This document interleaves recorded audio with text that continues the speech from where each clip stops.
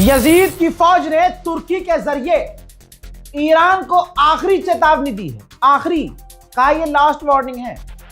तुर्की के जरिए अरब देशों ने ईरान को कहा है कि अरबों को निशाना बंद करो, अरब पर हमला, गल्फ पर हमला बंद करो, वरना अब हम रिटेलिएट कर देंगे, अब हम जवाबी कार्रवाई कर देंगे। इधर अरब देश तो ये सब प्लान कर रहे थे कि ईरान को लास्ट वार्निंग देंगे, अब इधर धमकी दी उन्होंने, उधर क्या देखा, अरे डिमोना को पेल दिया ईरान ने।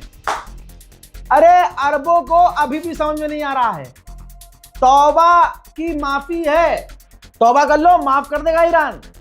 और अभी भी सिरात मुस्तकीम पे आ जाओ भाई, जो मुसलमान हैं उनके हो जाओ, और जो तुम्हारे दुश्मन, इस्लाम के दुश्मन, उसके खिलाफ हो जाओ।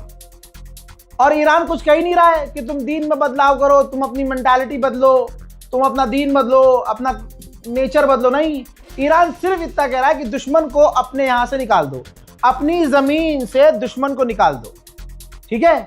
लेकिन ये अरब को समझ में नहीं आ रहा है, क्योंकि अरबों को मालूम है, जो अरब के बादशाह, जिनकी बादशाहत सालों साल से चल रही है ना, वो इसलिए चल रही है क्योंकि अमेरिका और इजराइल की लॉबी इन्हें चला रहे हैं।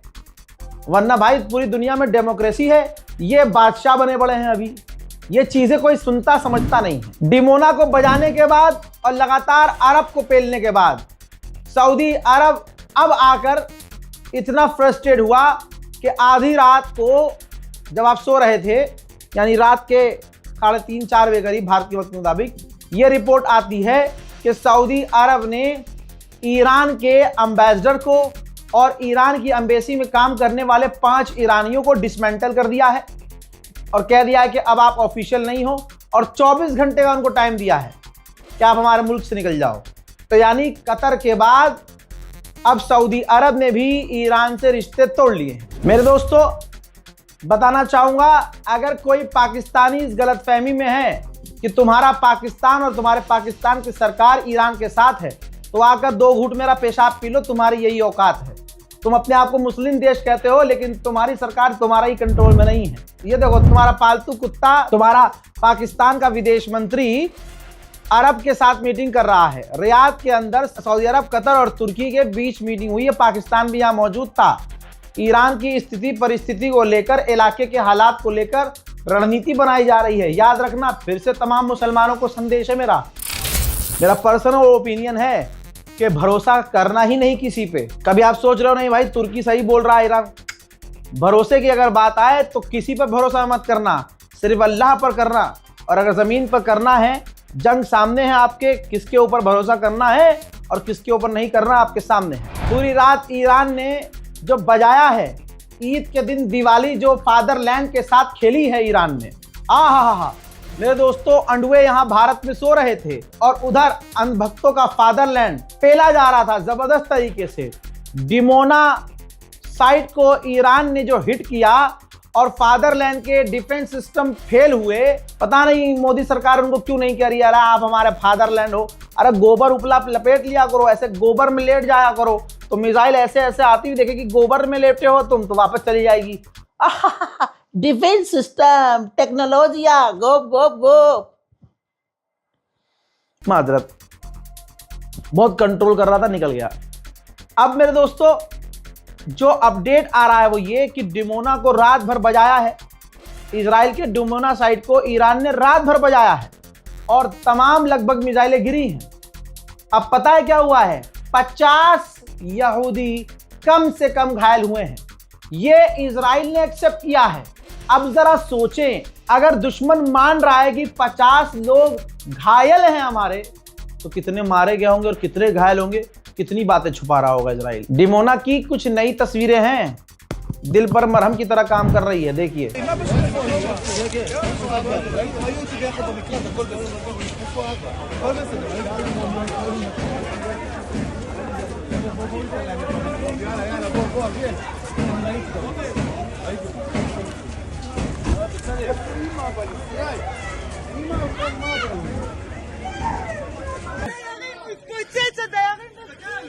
אוי ואבוי, נעל העולם. מה זה? וואלה, תרחקו מפה. תרחקו! אוי ואבוי. מה זה? מאחורי אחים אלון. מי האחים אלו? אבא אחי. אודי אחי, צמוד לשכונה שלי. צמוד לבית שלי. לא, בוא הנה. יש דלק, בוא הנה.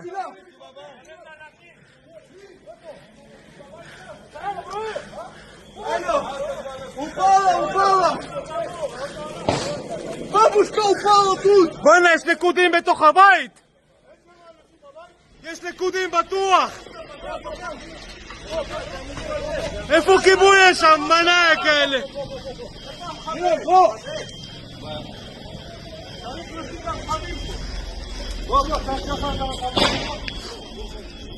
תרחקו, חבר'ה. पूरी तरह से इजराइल का डिफेंस सिस्टम फेल हो गया।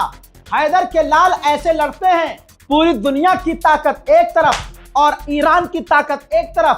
इजराइल का अराद नाम का शहर, जहां पर अभी तक कोई मिसाइल गिरी नहीं थी, पलक झपकने से पहले ईरान की मिसाइल धन से आके गिरी हैं।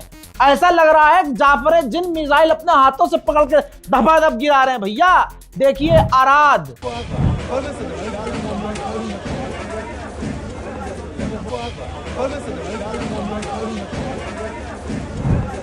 मेरे दोस्तों, डिमोना अलग है, ये अराद अलग था। अराद की जगह पर जो मिसाइल गिरी है, कम से कम 50 से 60 लोग घायल हैं। बंकर में नहीं थे तो सोचो कितने मारे गए होंगे। इजराइल ने हेलीकॉप्टर एम्बुलेंस भेजा, वहां पर पूरी टीम भेज दी है। तबाही का मंजर है। आप सो रहे थे, लेकिन ये मंजर देखिए।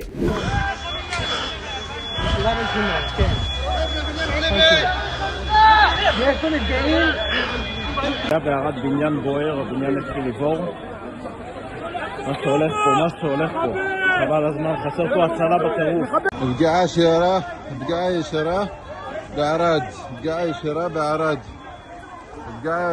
בערד.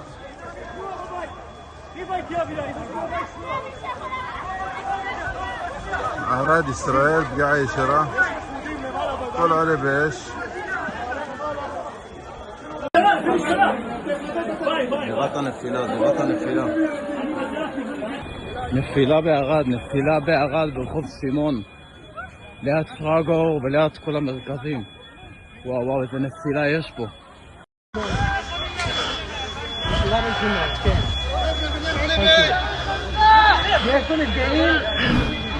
IAEA का दोगलापन देखिए। ईरान की जब परमाणु फैसिलिटी पर हमला हुआ तो IAEA ने कहा कि न्यूक्लियर रेडिएशन लीक हो सकता है, ईरान की न्यूक्लियर साइट हिट हुई है, बस।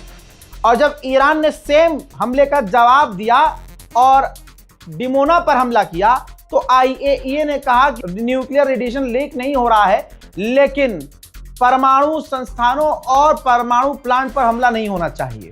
यानी ईरान के मामले में होना चाहिए था और इजराइल के परमाणु प्लांट पर हमला नहीं होना चाहिए। यह है IAEA। इजराइल तमाम चीजें छुपा रहा है। उसने पहला जो स्टेटमेंट जारी किया उसमें यह मैप दिखा दिया और कह दिया कि जो हमारा डिमोना फैसिलिटी है उससे 12 किलोमीटर दूर ईरान की मिसाइलें गिरी हैं। बहरहाल कहने वाले ये कह रहे हैं और सोशल मीडिया पर ये बातें चल रही हैं कि अबे सुअर गिरा तो सही, गिरा ना मिसाइल, तुम्हारे डिफेंस सिस्टम फेल हुए ना। जब 12 किलोमीटर दूर मिसाइल गिर सकती है ईरान की, तो 12 किलोमीटर आगे अगर गिर जाएगी बिल्कुल सटीक जगह पर, फिर क्या करोगे तुम? हजरात, अभी मेरे पास ये नाम क्लियर नहीं हुआ कि ईरान ने डिमोना और ये दूसरी जगह पर इजराइल के जो मिसाइल दागी है, जो पलक झपकने से पहले पहुंची है, बूम, ये कौन सी मिसाइल थी? इसका नाम सामने नहीं आया है, लेकिन कहा जा रहा है ये क्लस्टर मिसाइल नहीं थी और इसकी स्पीड भी आवाज से कई गुना ज्यादा थी। यानी इतनी देर में मेरी आवाज माइक तक नहीं पहुंच रही है जितनी देर में मिसाइल पहुंच जाए। तो यानी ईरान ने सच कहा था, अब हमने अपने नए हथियार निकाले हैं। जब दुश्मन थक कर हगने लगे हैं, हाँपने लगे हैं, तो ईरान ने कहा है कि मुन्ना गेम अभी शुरू हुआ है। पिछले अपडेट में मैंने बताया था कि इजराइल तो किलसेगा क्योंकि इज्जत भी गई। जो उसने क्लेम किया था वो भी डूब गया कि हमने ईरान की मिसाइल पावर खत्म कर दी। जब इसने ऐलान किया कि हमने ईरान की मिसाइल पावर खत्म कर दी है, तभी ईरान ने ये हमले किए। इस 20 दिन की जंग में ईरान का सबसे बड़ा हमला इजराइल पर है ये। तो बौखलाहट में इजराइल ने आकर कराज, इस्फहान, तेहरान, कुम सब जगह बड़े हमले शुरू कर दिए हैं। लेकिन इंशाल्लाह ईरान का कोई तो प्लान होगा। भाई साहब, ईद मना रहा ईरान। किसी ने कहा था उत्तम नगर में खून की होली खेलेंगे, ईरान सीरियस ले गया। ईरान कह रहा अच्छा हम खेलेंगे यहाँ मिडिल ईस्ट में खून की होली। ये देखो ईरान ने अब दोहा को धमकी दे दी। दोहा के मेन इलाके को मैप जारी करके खाली करने का आदेश दिया है कि मुन्ना खाली कर दो। और ऐसा हुआ नहीं अब तक कि ईरान ने मैप जारी किया और हमला ना किया हो। दोहा में भगदड़ का माहौल है। द गार्डियन, बर्तानिया का सबसे बड़ा अखबार, क्या लिख रहा है ये 1.5 लाइन पढ़ लो। ट्रम्प की जंग ना एथिकल है ना लीगल है, समझ रहे हो, किसी भी तरह से ना इंसानियत के नाते ठीक है ना कानूनी तौर से ठीक है। ट्रम्प की जंग बकवास है। ईरान ने सच में ईद मनाई है, खुदा की कसम। ये लाइन तुम्हारे इस भाई ने सबसे पहले बोली थी ना। ईरान के पार्लियामेंट स्पीकर ने ईद मुबारक बोला है ऐसे। शेयर कीजिएगा कि मुसलमान ईद मुबारक कैसे कहता है दुश्मन को। ईरान के पार्लियामेंट स्पीकर ने कहा कि अगर इजराइल की रिजीम अपने सबसे सिक्योर इलाके डिमोना में अपने लोगों को और अपनी जगह को बचा नहीं पा रही है और मिसाइल इंटरसेप्ट नहीं कर पा रही है, तो अब ये क्लियर साबित हो रहा है कि अब जंग का नया दौर शुरू हो रहा है। आगे लिखा है कि अब ये क्लियर है कि हमारा सब कुछ प्लान के अकॉर्डिंग चल रहा है। सबसे आखिर में लिखा है हैप्पी नौरोज टू इजराइल। जी हाँ मेरे दोस्तों, याद है जब अली लारीजानी को शहीद किया उसके बाद टॉप और जनरल कमांडर को मारा तो नेतन्याहू सामने आया और ईरान को प्रोवोक करने के लिए, ईरानियों को चिढ़ाने के लिए इसने हैप्पी नौरोज कहा था।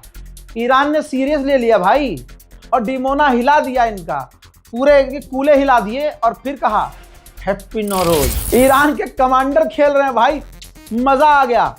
ईरान के कमांडर ने कहा, जो मिडिल ईस्ट खबर मेरी बहुत पहले से देखते हैं उनको ये समझ में आएगा, बाकी वो समझ नहीं आएगा। ईरानियन कमांडर ने कहा कि जो यूरोपीय यूनियन अपना ग्रीनलैंड अमेरिका से नहीं बचा पा रहे हैं, जो कब्जा करने की बातें कर रहा है, वो यूरोपीय यूनियन हमसे मदद मांग सकता है। اتحادیه اروپا را اول تهدید کرد، بعد التماس کرد، امروز گفته اگه نیاید ما میایم گرینلند را میگیریم. من میخوام به اتحادیه اروپا بگم اگر نمیتونی گرینلندت حفظ بکنی درخواست بکن، ما میام حفظش. गोदी मीडिया अगले 24 घंटे किस खबर को बढ़ा चढ़ाकर बताएगा जान लीजिए। मैं सायरन नहीं बजा रहा हूं, बजा सकता हूं लेकिन बजाऊंगा नहीं गोदी मीडिया की तरह। यहां से फाइटर जेट पे निकाल सकता हूं, नहीं निकालूंगा।